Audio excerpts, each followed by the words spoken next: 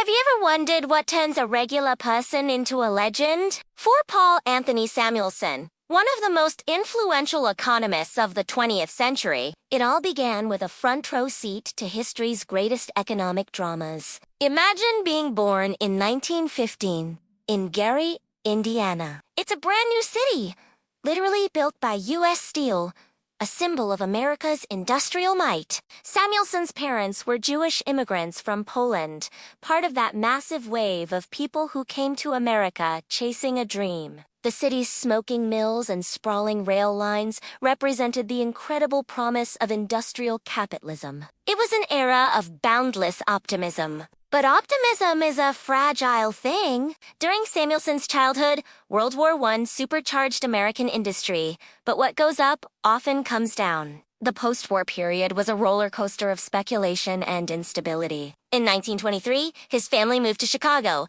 the beating heart of American commerce. Picture the roaring 20s.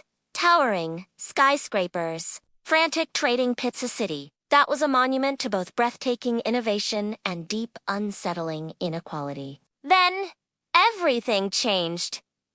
1929. The Wall Street crash. The boom didn't just end. It shattered. Bank failures, factories shutting down, and millions of people losing their jobs. The Great Depression had arrived, and it was a brutal awakening from the American dream. Bidouille, Histriculture. In 1933, the entire country's economic output dropped by nearly a third. Think about that. 1 in 4 people were out of work. This wasn't just a headline for young Paul Samuelson. It was the world outside his window. As a high school student, he saw the real human cost of economic collapse. He read the newspapers, which were filled with heated debates about tariffs, unemployment, and President Hoover's desperate attempts to fix a system that was fundamentally broken. The prevailing economic idea at the time was laissez-faire, just leave the market alone, and it will fix itself. But looking around, it was clear that wasn't happening. At the incredibly young age of 16, Samuelson entered the University of Chicago. The city was still on its knees from the Depression. At the university, he was caught between two worlds. On one hand, he learned the classical economic theories that preached market self. On the other, a revolutionary new way of thinking was emerging, heavily influenced by a British economist named John Maynard Keynes. A single lecture changed everything for him. It was about Thomas Malthus's old theory that population growth would outstrip food supply. As he listened, Samuelson had a profound realization.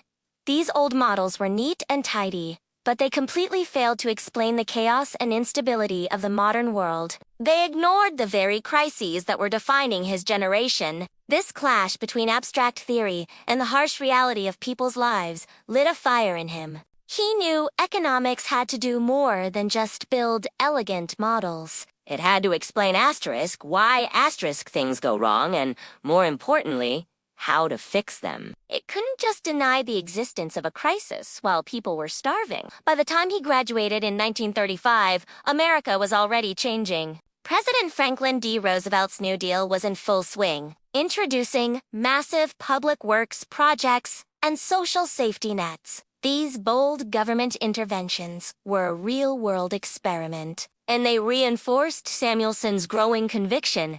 Economics wasn't just an academic exercise. It was a tool, a powerful instrument that should be used to serve society and create better policies. And this is where the seeds of his genius were sown. He saw that the future of economics lay in combining the rigorous logic of mathematics with a deep sense of social purpose. This mission, to make economics both precise and practical, would become his life's work. A contribution that would reshape the field forever and influence how governments and leaders around the world think about the economy to this very day. Thank you so much for watching. If you found this story as fascinating as I did, please hit that like button. Subscribe to the channel for more deep dives into the minds that shaped our world, and let me know in the comments what you think. See you in the next video.